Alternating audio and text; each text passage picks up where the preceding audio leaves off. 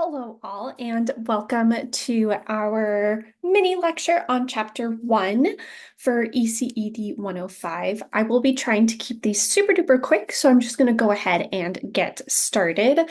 So, this is an overview of early childhood education, and we're going to be really reflecting on what does it mean to be an early childhood educator? What does it mean to be a teacher of young children? Oops.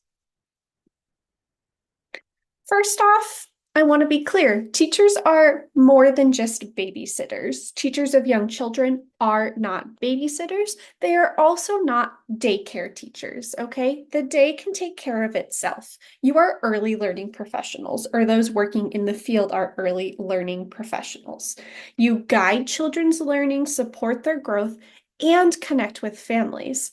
A good teacher is a nurturing teacher who builds caring and respectful classrooms and caring and respectful relationships with children and their families.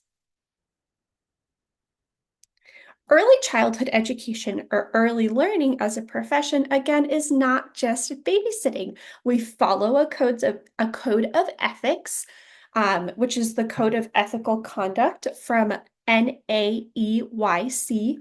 NIAC or NACY is how I've seen it pronounced, or NAEYC, the National Association for the Education of Young Children. In the chapter, which you will hopefully be reading, they explain that ECE is becoming recognized as a true profession with its own ethics, standards, and responsibilities. We are introduced to the NAEYC, the National Education or the National Association for the Education of Young Children, as well as the Power to the Profession movement, which pushes for better respect, pay, and standards for early childhood educators and professionals. Whoops. Professionalism means more than showing up simply on time and wearing professional clothing. It means following an ethical code, which you can see through NAEYC, treating children and families with dignity, and constantly growing through training and reflection. ECE, or early childhood education, happens in many settings. It can be a child care center, a preschool, family homes, kindergartens, as well as programs for school-age kids. In Washington state, programs are often guided by state standards. Licensed programs are 100% guided by state standards known as the WAC, the WAC, which is the Washington Administrative Code, as well as early achievers. The field has roots going back to thinkers like Plato and Rousseau.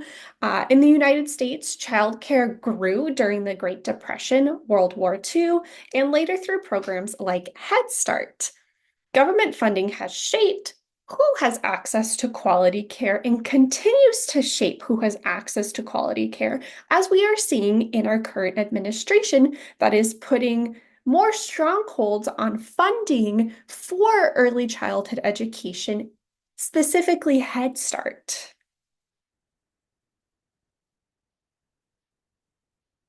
Teachers tend to follow standards like the NAEYC Code of Ethical Conduct, and the Washington State Core Competencies if you are a professional in Washington State.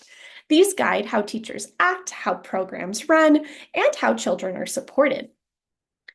Teachers are not only supports for early childhood, they're also advocates for early childhood. They speak up for children and families and the importance of early learning.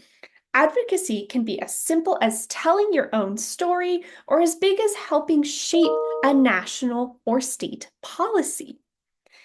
As a teacher, you are also committed to lifelong learning. That includes lifelong training, lifelong reflection, higher education. And because of this continuous learning and growth, you are continuously staying updated on the field, which is changing very rapidly. That is all for this week. I hope you have a fantastic week. I will see you next week. And again, try to keep this short. If you have any questions, comments, concerns, email me, Canvas inbox me, call me, show up at my office, whatever you need, book an appointment with me. I am here to support you in your learning. All right, I am trying to stop this video. Okay, there we go. I'm gonna stop the video now. Okay, bye.